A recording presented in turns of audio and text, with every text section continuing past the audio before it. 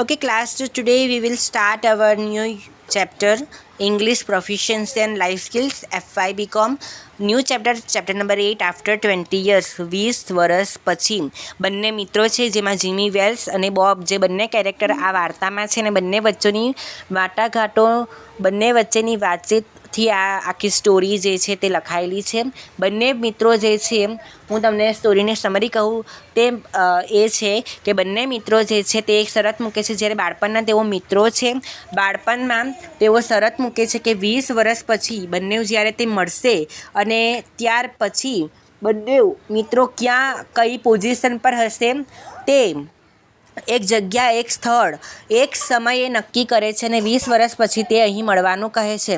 હવે એ 20 વર્ષ વીત્યા બાદ અહીંયા આપેલું છે તે પ્રમાણે બંને મળે છે. જ્યારે બોબ તે વાર જુએ છે જીમી વેલ્સની. અહીં જીમી વેલ્સ જે છે તે એક પોલીસમેન છે, જ્યારે બોબ જે છે તે શિકાગોમાંથી જેલમાંથી છૂટેલો એક ગુનેગાર છે. તેને પકડવા માટે શિકાગોની પોલીસ જે છે તે પોલીસે તેને ટેલિગ્રામ કરીને ન્યૂયોર્કની જે પોલીસ છે તેમને ખબર આપી છે. 20 વર્ષ વીત્યા બાદ ત્યાર પછી જે બોબ છે તે ગુનેગાર છે, તે જેલમાંથી ભાગેલો છે, તેથી ન્યૂયોર્કની પોલીસને તે જાણ કરે છે ટેલિગ્રામથી, જેને કરીને આ જે બોબ છે તે પકડાઈ જાય. તેને આ બંને મિત્રો જે છે તે 20 વર્ષ પછી મળવાનું વચન આપ્યું હતું તે પૂરું કરવા માટે બોબ જે છે તે જીમી વેલ્સની રાહ જુએ છે અને આગળની વાર્તા આપણે શરૂ કરીએ. આફ્ટર 20 years જેના ઓથર છે ઓ henry. On a cold, windy night in New York City, a policeman was patrolling his regular beat. As he walked down a quiet street, he noticed a man standing in the dark doorway of the closed shop. એટલે કે એક બંધ દુકાનમાં ન્યૂયોર્કને શહેરમાં જે છે તે ઠંડી અને પવનથી ભરેલી એક રાતમાં જ્યારે એક પોલીસ કર્મી પોતાની નિયમિત ગસ્ત પર હતો. ગસ્ત એટલે કે તે એક કહી શકાય કે આપણે પોલીસ જે છે તે સમયગાળા દરમિયાન ન્યૂયોર્કમાં આ સમયગાળા દરમિયાન કર્ફ્યુ હતો, જેને કારણે કોઈકને પણ બહાર આવવાની કે જવાની છૂટછાટ ના હોવાને કારણે પોલીસમેન જે છે તે પોતાની જે ડ્યુટી છે તેના પર રેગ્યુલર હતો, બીટ પર હતો અને ત્યાં એક શાંત ગલીમાંથી તે પસાર થતો હતો ત્યારે એક દુકાનના બંધ દરવાજા પર એક માણસ ઊભેલો તેને જોયો. હવે એક માણસ જે ઊભેલો હતો તેનું નામ હતું બોબ. નેક્સ્ટ પેરેગ્રાફ જોઈએ. The man explained to the officer that he was waiting for a friend named Jimmy Wells. They had grown up together and 20 years ago had agreed to meet at the same spot on that exact date and time, no matter where they would be. એ માણસ પોલીસને સમજાવ્યું છે કે તે તેના જૂના મિત્ર Jimmy વેલ્સની તે રાહ જોવે છે. તેઓ બાળકો હતા ત્યારે તેઓ નાનપણમાં બંને જીગરના દોસ્ત હતા અને દોસ્તાર હતા અને 20 વર્ષ પછી તેમને વચન આપ્યું હતું કે તે ભવિષ્યમાં તેઓ ભલે ક્યાંય પણ હોય પણ આજે આ દિવસે આ જગ્યાએ તેઓ મળવાનું નક્કી કર્યું છે. સો બોબ જે છે તે પોતાનો પરિચય જે છે તે પોલીસમેન પેટ્રોલમેનને આપે છે અને he said he had gone west to seek his fortune and had become a successful. કે તે પશ્ચિમ તરફ ગયો હતો અને ત્યાં તેમનું લક જે છે ત્યાં તે ખૂબ જ સફળ બન્યો હતો અને ખૂબ જ ધનવાન પણ બન્યો હતો, ખૂબ જ પૈસાદાર પણ બન્યો હતો. પરંતુ અહીં તમને જણાવી દઉં કે જે બોબ છે તે એ શિકાગોના જેલમાંથી છૂટીને બહાર એક ગુનેગાર છે. તે ચોરી અને લૂંટફાટ કરતો હતો અને પશ્ચિમ તરફથી એટલે કે શિકાગો તરફથી જે છે તે ભાગી આવેલો હતો એક ગુનેગાર હતો. ઓકે, વાસ્તવમાં આ છે, પરંતુ તે અહીં એમ કહે છે કે તે પશ્ચિમ તરફ ગયેલો હતો અને પશ્ચિમ તરફથી તે એક સફળ ધંધાદાર બનીને આવ્યો છે. And he return to the place only to fulfil his promise to Jimmy. એટલે કે તે પોતાના મિત્રને આપેલા વચનને પાળવા માટે તે અહીં આવ્યો છે. નેક્સ્ટ આગળ વધીએ. પેરેગ્રાફ 4 પર the policeman speak kindly and wise the Bob good luck then he quietly walked away leaving Bob to waiting.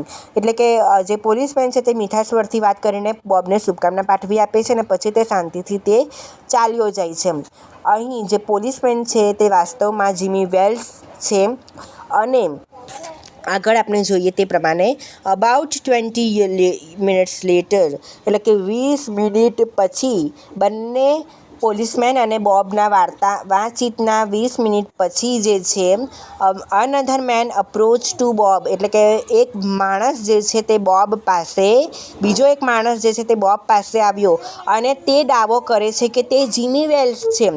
જે જીમી વેલ્સ જે છે તે વાસ્તવમાં તો એક પોલીસમેન છે, પણ અહીંયા એક બીજો વ્યક્તિ આવે છે ને તે એવો દાવો કરે છે કે તે જીમી વેલ્સ છે, પરંતુ જીમી વેલ્સ જે પોલીસમેન છે તેને જ એક માણસ મોકલ્યો છે બોબ પાસે અને તે બોબને જણાવ્યા પ્રમાણે કરે છે કે તે દાવો કરે છે કે તે જીમી વેલ્સ છે. જ્યારે બોબ જે છે તે ખૂબ જ ખુશ થઈ જાય છે.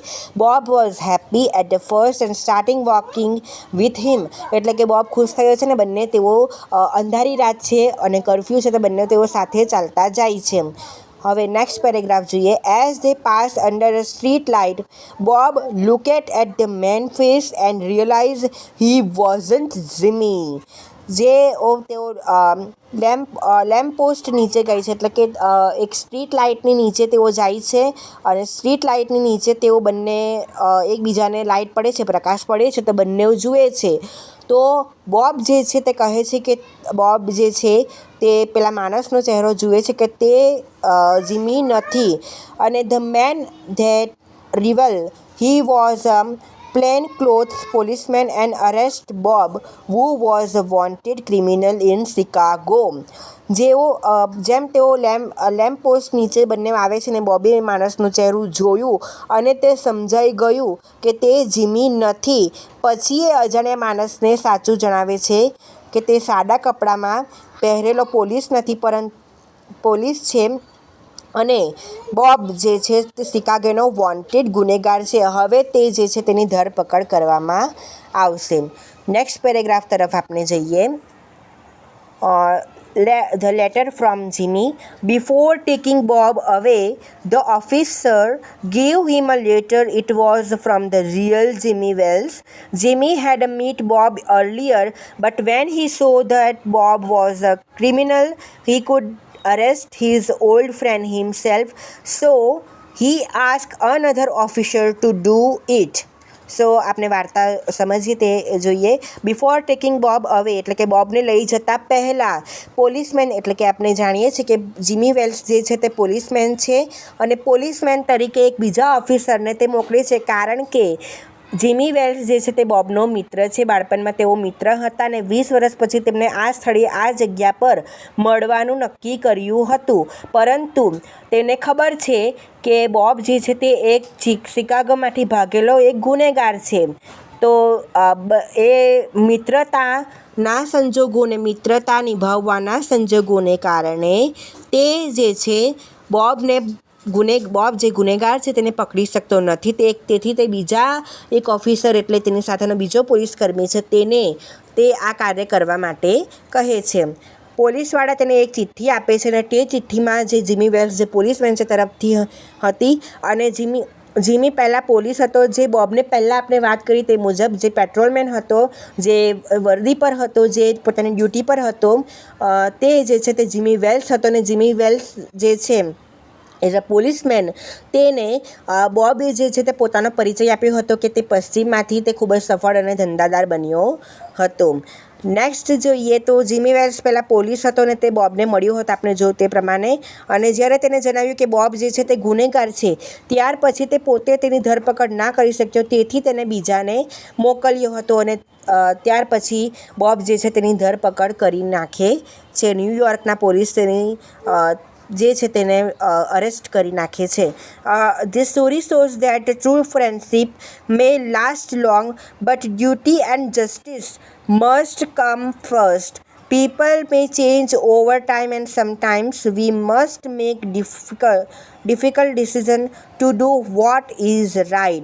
કે આ જે સ્ટોરી બતલાવે છે કે સાચી મિત્રતા લાંબા સમય સુધી ટકી શકે છે, પરંતુ આપણી ફરજો અને આપણો ન્યાય જે છે તે પ્રથમ આવે છે. લોકો સમય સાથે બદલાઈ જાય છે અને ક્યારેક સાચું કરવું હોય તો મુશ્કેલ નિર્ણયો પણ આપણે લેવા પડે છે. પ્રોફેશનલ સ્કિલ્સ એ પ્રમાણેનું છે કે પ્રોફેશનલ શબ્દ જે છે તે પોતાના કાર્ય પ્રત્યે, પોતાના કામ પ્રત્યે આપણે ફરજ બજાવવાની છે, પોતાના કામ પ્રત્યે આપણે ન્યાય આપવાનો છે, આપણે જે કામ કરીએ છીએ, આપણું જે કર્મ કરીએ છીએ તેમાં પ્રત્યે આપણે જવાબદાર છે, આપણે વફાદાર છે તેના પ્રત્યે. તે પ્રોફેશનલ સ્કિલ્સમાં આ છે કે તમે કોઈ પણ પ્રોફેશનમાં હોવ, what have you belongs any profession, but you make understand is that case કે તમારે તમારા જે પણ ડ્યુટી છે, જે પણ તમારી ફરજો છે તે નિભાવવા માટે તમારે વફાદાર હોવું પડે. અહીં બંને મિત્ર છે, પરંતુ બંને મિત્રમાંથી જે એક પોલીસમેન છે તે પોતાના મિત્રની ધરપકડ કરતો નથી, પણ બીજા પોલીસમેનને બોલાવીને તેની ધરપકડ કરે છે, કારણ કે બોબ જે છે તે ગુનેગાર છે, તે ભાગેલો વોન્ટેડ ક્રિમિનલ છે તેટલા માટે. So I hope you understand very clearly and very well explain my side. So thank you very much for you listen to me very carefully, and that's all. Thank you very much. We will meet a next summary of this story. Thank you.